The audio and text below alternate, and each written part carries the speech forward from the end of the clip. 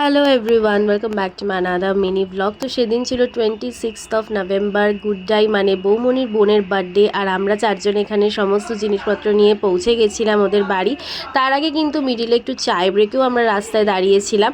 তো পৌঁছেই প্রথমে আন্টি আমাকে সব দেখাচ্ছিল কি কি রান্না করেছে, আর তারপরে আমরা বসে পড়েছিলাম সবাই মিলে এখানে ডেকোরেশনে।